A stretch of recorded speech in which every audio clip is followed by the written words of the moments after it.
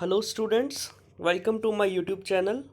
और जैसा कि हमने स्टार्ट किया है क्लास 12th की अकाउंटेंसी, इसमें अभी हमने स्टार्ट किया है चैप्टर नंबर 1, जिसका नाम है फंडामेंटल ऑफ पार्टनरशिप। इसमें आज का जो टॉपिक है वो है profit and loss account, profit and loss appropriation account. तो चलिए बच्चों स्टार्ट करते हैं। तो इस टॉपिक को स्टार्ट करने से पहले हम डिस्कस करते हैं कि अभी तक आपने क्या पढ़ा है। आपने एक चैप्टर पढ़ा था 11th क्लास में जिसका नाम था सोल प्रोप्राइटरशिप, और अब आप जो चैप्टर पढ़ रहे हैं वो पढ़ रहे हैं पार्टनरशिप फर्म। तो दोनों की अकाउंटिंग में क्या डिफरेंस है, हम क्यों accounting for partnership class 12th में पढ़ रहे हैं, चलिए देखते हैं। तो सबसे पहले तो सोल प्रोप्राइटरशिप में आप क्या क्या प्रिपेयर करते थे। सबसे पहले आप ट्रेडिंग अकाउंट बनाते थे, फिर आप profit and loss account prepare करते थे, फिर आप बैलेंस शीट प्रिपेयर करते थे। यहाँ आप पार्टनरशिप फर्म में क्या करोगे, यहाँ पर आप ट्रेडिंग अकाउंट भी बनाओगे, प्रॉफिट एंड लॉस अकाउंट भी बनाओगे, बैलेंस शीट भी बनाओगे, लेकिन दो नए अकाउंट्स बनेंगे यहाँ पर, जिसमें पहला है profit and loss appropriation account और दूसरा है पार्टनर्स कैपिटल अकाउंट। ये अकाउंट्स आपने सोल प्रोप्राइटरशिप में नहीं बनाए। ठीक है, तो एक एक करके डिस्कस करेंगे profit and loss appropriation account को और पार्टनर्स कैपिटल अकाउंट को। तो basically profit and loss account है क्या? आप इसको कह सकते हो कि ये प्रॉफिट एंड लॉस अकाउंट का एक्सटेंडेड फॉर्म है, एक्सटेंशन है।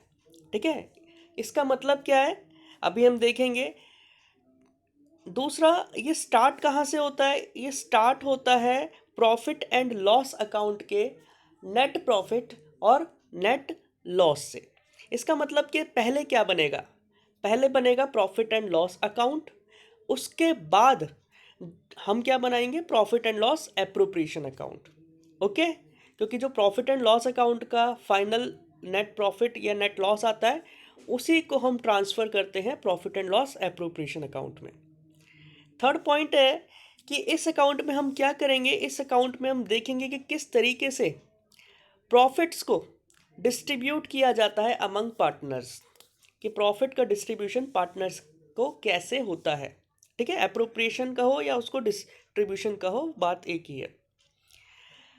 फोर्थ पॉइंट है कि इस अकाउंट में आपको क्या करना है, आपको कुछ एडजस्टमेंट करनी होती है प्रॉफिट में से। किस तरह की एडजस्टमेंट?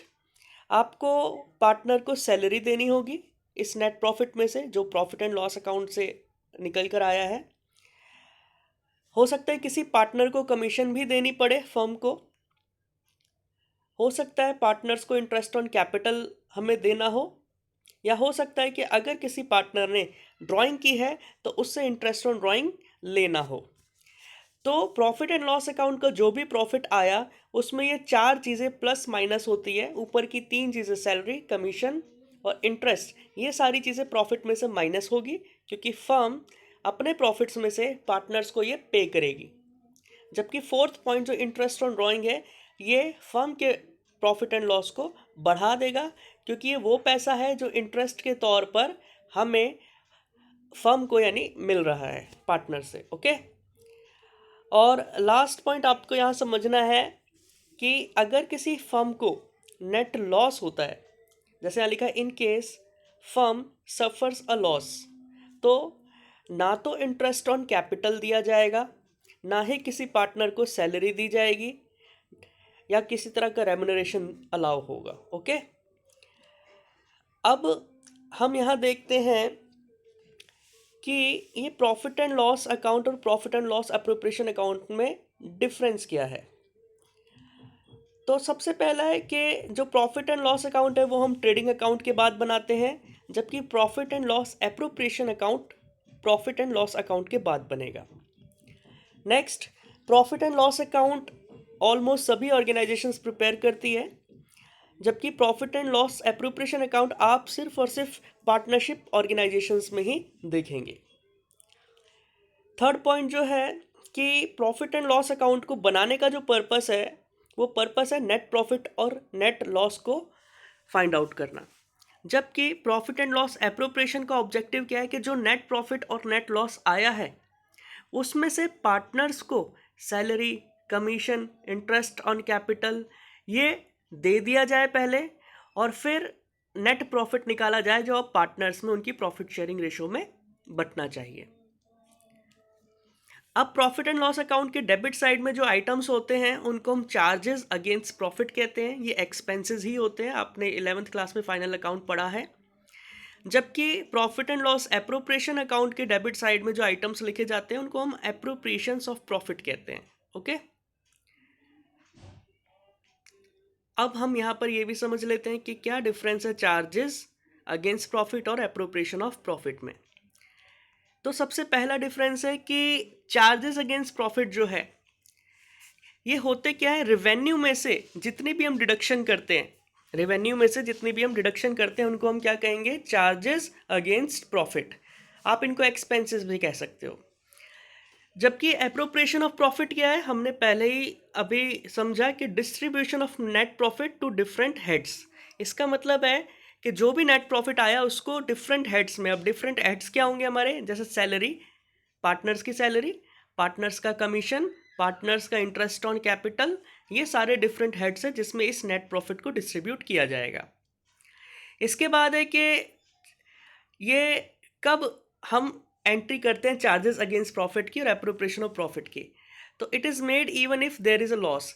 चाहे सारे के सारे एक्सपेंसेस लिखने के बाद आपका जो प्रॉफिट है वो नेगेटिव आ जाए यानी लॉस आ जाए, तब भी आप इन सभी को लिखोगे ही लिखोगे, आप प्रॉफिट एंड लॉस अकाउंट बनाओगे ही बनाओगे। जबकि एप्रोप्रिएशन ऑफ प्रॉफिट कब होता है, जब आपका नेट प्रॉफिट आए पी एंड एल अकाउंट में। अगर आपका पी एंड एल अकाउंट में नेट प्रॉफिट नहीं आया तो आपकी बुक के according profit and loss appropriation account नहीं बनेगा। लेकिन ये बात कुछ हद तक सही है और कुछ हद तक ये पूरी बात नहीं है, लेकिन आपकी बुक में जैसा लिखा है मैं उसके अकॉर्डिंग आपको अभी बता रहा हूँ। थर्ड जो डिफरेंस है वो है रिकॉर्डिंग, कि चार्जेस अगेंस्ट प्रॉफिट की रिकॉर्डिंग कहाँ होती है, debit side of profit and loss account, और एप्रोप्रिएशन ऑफ प्रॉफिट की रिकॉर्डिंग कहाँ होगी, debit side of profit and loss appropriation account.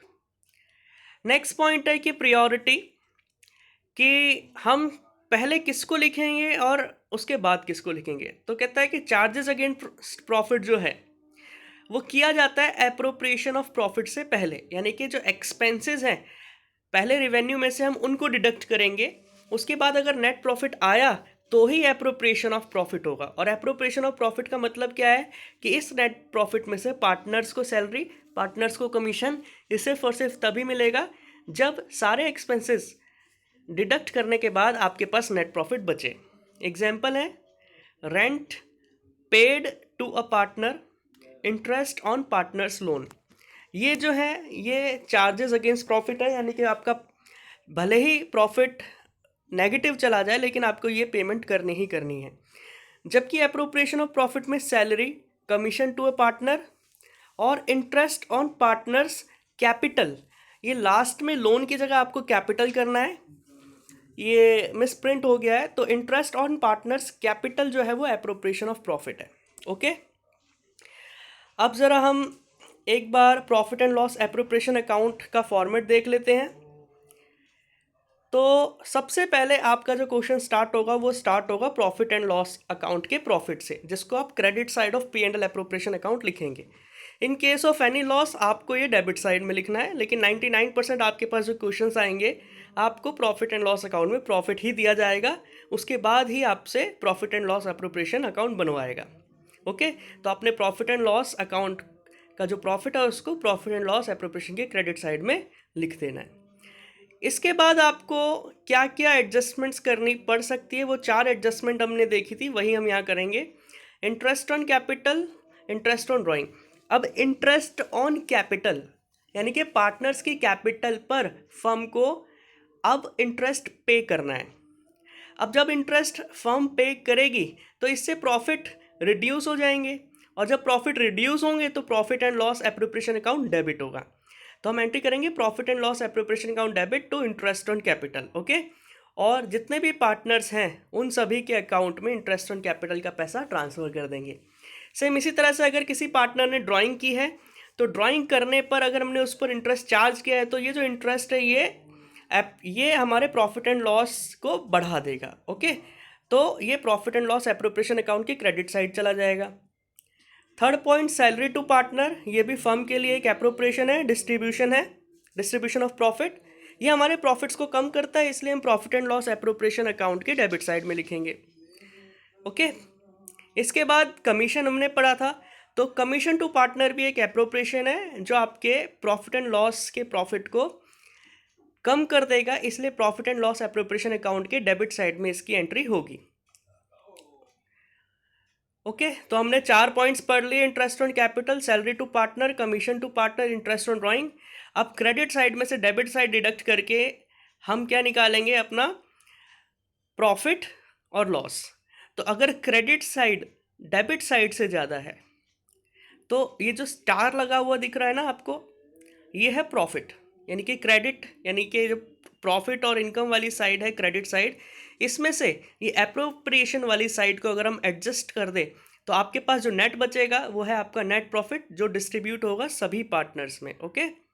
और अगर इसका अपोजिट हुआ कि ऑलरेडी डेबिट साइड बहुत बड़ी है और क्रेडिट साइड छोटी है, तो इस बार पार्टनर्स कैपिटल अकाउंट या करंट अकाउंट आपके क्रेडिट साइड में बैलेंस आएगा और वो पार्टनर्स अपनी रेशियो में डिस्ट्रीब्यूट कर लेंगे।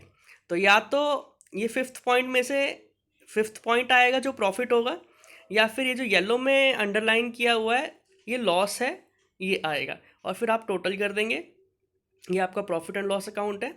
इसका एक जो है स्क्रीनशॉट आप देख रहे हैं कि किस तरीके से एंट्री होगी। सबसे पहले आप प्रॉफिट एंड लॉस लिखोगे, 75,000 ये कहाँ से आया, प्रॉफिट एंड लॉस अकाउंट से। Interest on drawing partner A का, पार्टनर बी का। इस तरह से interest on capital debit side, partner A का 5,000, पार्टनर बी का 5,000।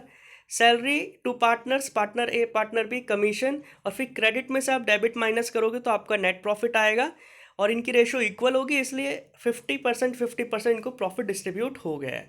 ओके। इसके बाद जो है रिलेटेड जर्नल एंट्रीज है, यहाँ क्या क्या जर्नल एंट्रीज हैं देखते हैं। सबसे पहले क्या होगा, कहता है transfer to the balance of profit and loss account to profit and loss appropriation. तो सबसे पहले क्वेश्चन ही हमने कहाँ से स्टार्ट किया था कि प्रॉफिट एंड लॉस अकाउंट का जो प्रॉफिट है वो ट्रांसफर करना है हमें प्रॉफिट एंड लॉस एप्रोप्रिएशन में। अब दो बातें हो सकती है, या तो नेट प्रॉफिट है प्रॉफिट एंड लॉस अकाउंट में, या फिर नेट लॉस था। तो अगर प्रॉफिट था तो आप एंट्री करोगे profit and loss account debit to profit and loss appropriation account.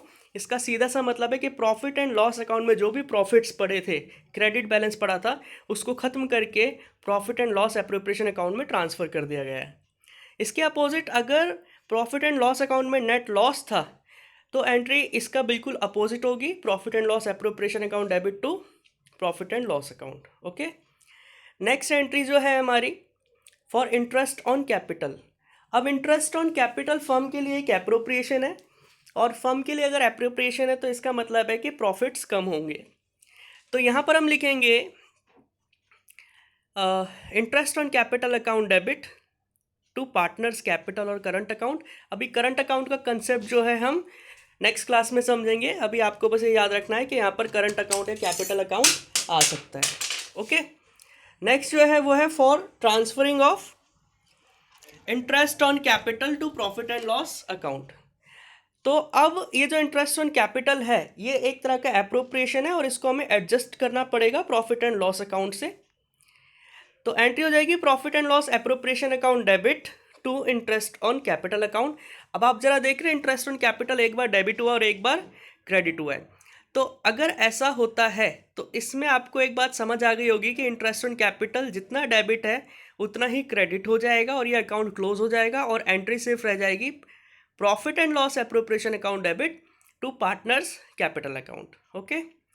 जो थर्ड हमारी एंट्री है वो है for interest on drawing. Interest on drawing firm के लिए एक रिवेन्यू है, सॉरी इनकम है, और जब फर्म ये चार्ज करेगी तो एंट्री होगी partners capital account debit to interest on drawing, क्योंकि कैपिटल हम पार्टनर्स की कम कर देंगे। और जब ये इंटरेस्ट ऑन ड्राइंग का पैसा ट्रांसफर होगा profit and loss appropriation account में, तो आप इंटरेस्ट ऑन ड्राइंग अकाउंट को क्लोज कर देंगे डेबिट करके, और profit and loss appropriation account को क्रेडिट कर कर बढ़ा देंगे। इसके बाद पार्टनर सैलरी और कमीशन की आपको क्या जर्नल एंट्री करनी है।